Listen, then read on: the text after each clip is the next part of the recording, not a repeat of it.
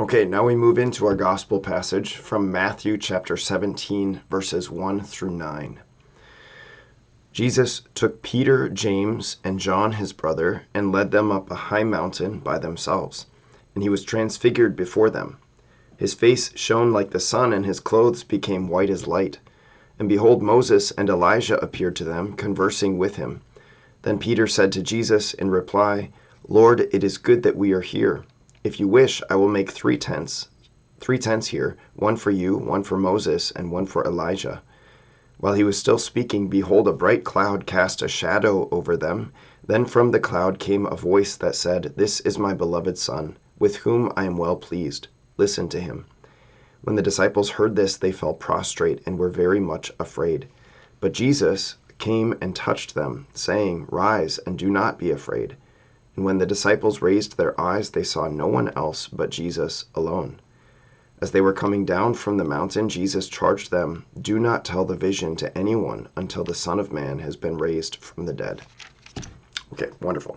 So this is kind of a neat thing. So it comes actually in Matthew chapter 17, of course, and in chapter 16 is where Jesus hands Peter the keys to the kingdom. So in Matthew 16, he says, "Who do the people say that I am?" And they're all answering, like some say John the Baptist, some say Elijah, some say Jeremiah or one of the prophets.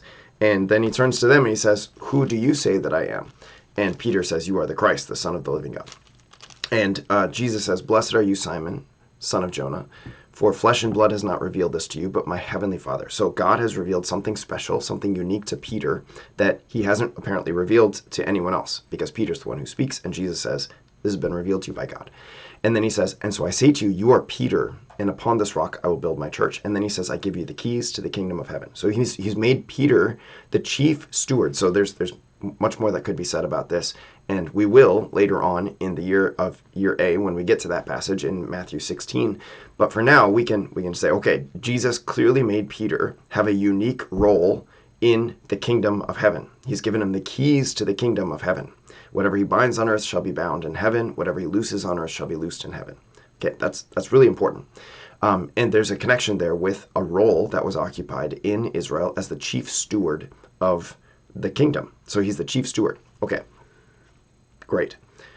Then it says, then he says, okay, here's the deal. I'm gonna be handed over. I'm gonna be arrested and handed over, and I'm gonna die, and then I'm gonna rise after 3 days. Peter is like, "No, that's not gonna happen." And Jesus says, "Okay, you're not looking at this from the right perspective, Peter. I just gave you this unique role, and you're already dropping the ball a little bit. But here's the deal. You need to understand that that if anyone wishes to follow me, he must deny himself, take up his cross, and follow me. For whoever would save his life will lose it, and whoever loses his life for my sake will find it." Okay, that whole thing happens. Then it says after 6 days. So we didn't actually get this in our reading, but after 6 days, Jesus then takes Peter, James, and John up the high mountain by themselves. And that's a significant thing because we have Jesus, clearly the leader, he's Jesus, and he takes with him Peter, this person who's just had this unique role in the kingdom, the chief steward, and then he has James and John, who are brothers, and they go up a high mountain. For a Jewish person, they're naturally going to think, whenever they hear going up a mountain, they're going to think of Moses, because this is what Moses did. Moses goes up a mountain, clearly the leader of the people. And in the book of Exodus, he brings with him Aaron, who is the high priest, so he's got a unique role in the people, among the people of Israel. They're not a kingdom yet, but he's got a unique role among the people. And he also brings with him Nadab and Abihu, which are the sons of Aaron, but the point here is that they're brothers. And they go up a high mountain by themselves to do what? To commune with God. So we're already meant to be thinking of like, okay, Jesus is taking this leader and 2 brothers, just like Moses took this leader and 2 brothers. They're going up a mountain. And Moses and Aaron and Nadab and Abihu, they communed with God. They something unique happened to them, that such that when Moses came down the mountain, his face was glowing. Whenever he came out of the presence of the Lord, his face would glow. So they go up a mountain. Jesus, Peter, James, and John, they go up a mountain, and what happens? His face starts glowing. His face shone like the sun, and his clothes became white as light. And behold, who shows up but Moses and Elijah? So Moses, of course, because he also has in the Old Testament, he goes up the mountain to commune with God. But Elijah also does the same thing in the first book of Kings. He goes up the mountain to commune with God. And what's more, Moses represents the law and Elijah represents the prophets. So there's this understanding of like, okay, Jesus is like a new Moses, he's like a new Elijah. He is the fulfillment of the law and the prophets. He's all of that bundled up into this one person who now apparently is revealed to be a divine person, not just an ordinary man, but he's revealed to be a divine person. It's incredible. And so they're all conversing with each other. And so Peter's like looking at this whole thing. He's like, this is incredible. We need to stay here. I want to stay in this place of divine revelation. And so let's build 3 tents because I want to stay on this mountain. And then what's more, while he's speaking, this bright cloud cast a shadow over them. And then you hear from the cloud this voice that says, "This is my beloved Son with whom I am well pleased." That's a voice that they heard similar to when Jesus was baptized. And so again, there's like this revelation of the divine sonship of Jesus, but also in some ways like a revelation of the Trinity, because the voice speaks as like the Father, speaking of his beloved Son, and the cloud that casts a shadow over them could be seen as the Holy Spirit. In fact, it's not just like me making that up. That comes from St. Thomas Aquinas.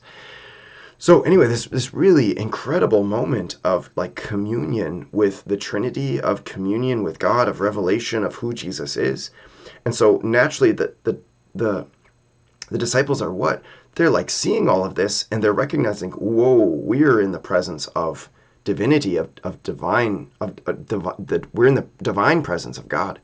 And so what they fall prostrate and we're very much afraid. The constant response we see in the Bible when people are overwhelmed by the divine presence is that they fall on their faces. You see this, like, for example, in the book of Genesis, chapter 17, in the book of Ezekiel, chapter 1, in the book of Revelation, chapter 1, verse 17, where people recognize like they're in the presence of God and they fall on their face, ready to follow their instructions. So this is actually a really important thing here. So when it says, "This is my beloved Son with whom I am well pleased, listen to him," this is, in some ways, we could see this as a reference to Deuteronomy chapter 18, verse 15, where Moses prophesies that the Lord is going to send another prophet like himself, like Moses.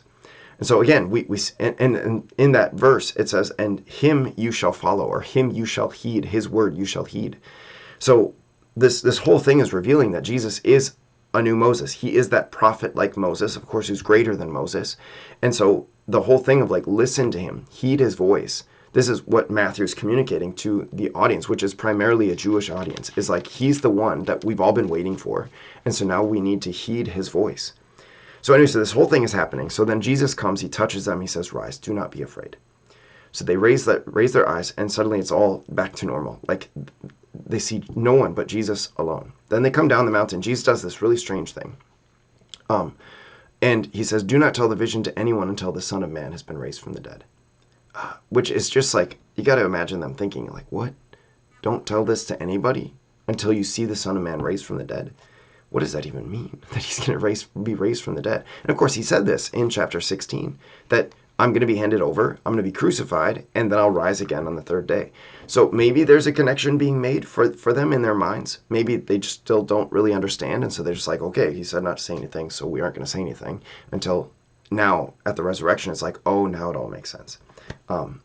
Anyway, so really, really neat connection. One thing I forgot to mention, that it's actually, it's really important that it happens after 6 days, because similarly, Moses goes up on the mountain on the 7th day. Jesus goes up on the mountain after 6 days, which is the 7th day. So we got the number of days are similar. The number of persons who go up the mountain is similar.